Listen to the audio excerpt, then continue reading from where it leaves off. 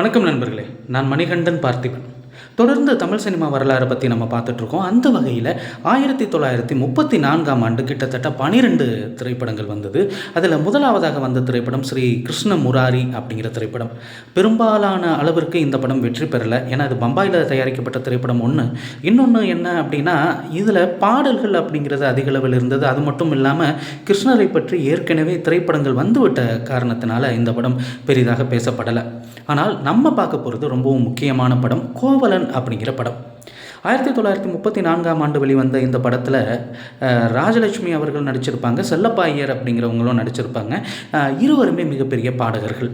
இதில் இந்த ராஜலட்சுமி அப்படிங்கிற பேரை நம்ம அடிக்கடி பார்த்துட்ருக்கோம். ஏன்னா அவங்க நிறைய திரைப்படங்களில் நடிச்சிருக்காங்க. இந்த காலகட்டத்தில் தமிழ் சினிமாவில் சிலப்பதிகாரத்தில் ஒரு பகுதியை இது படமாக்கியது அப்படின்னு தான் சொல்லணும்.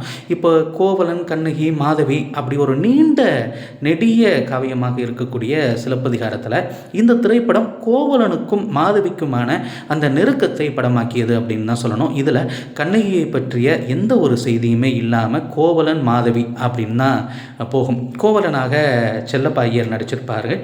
அதே நேரத்தில் மாதவியாக ராஜலட்சுமி அவர்களும் நடிச்சிருப்பாங்க.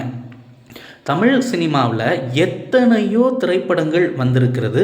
ஆனால் மக்கள் காப்பியம் அப்படின்னு சொல்லப்படக்கூடிய சிலப்பதிகாரத்தை மையமாக கொண்டு உருவாக்கப்பட்ட முதல் திரைப்படம் இந்த திரைப்படம். இதற்கடுத்து நிறைய இதை வச்சு பூம்புகார் அப்படின்னு கலைஞர் கூட ஒரு திரைப்படத்தை எழுதியிருந்தார். அது மிகப்பெரிய வெற்றி திரைப்படமாக கூட அமைந்தது.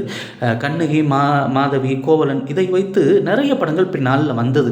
அதற்கு விதை போட்ட படம் இந்த படம் தான், கோவலன் அப்படிங்கிற படம். 1934ஆம் ஆண்டு வெளிவந்த திரைப்படம். ஓரளவு வெற்றி பெற்ற திரைப்படம் அப்படின்னே சொல்லணும்.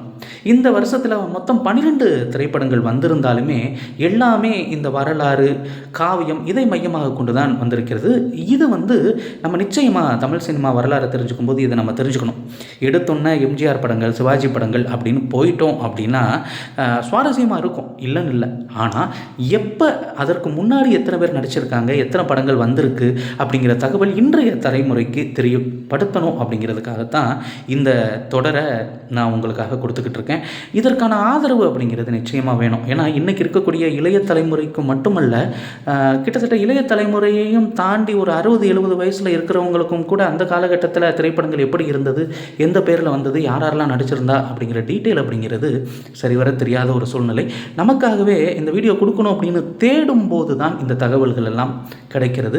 இது மாதிரி தொடர்ந்து பல வீடியோக்கள் நம்ம சேனலில் சேர இருக்கிறது. அதற்கு நீங்கள் செய்ய வேண்டியதெல்லாம் சப்ஸ்கிரைப் பண்ண வேண்டியதோடு நிறுத்திக்கிடாமல், இந்த வீடியோ உங்களுக்கு பிடிச்சிருந்ததுன்னா லைக் பண்ணுங்கள், அதே நேரத்தில் ஷேர் பண்ணுங்கள். அடுத்த ஒரு வீடியோவில் பார்ப்போம். அது வரைக்கும் நன்றி, வணக்கம்.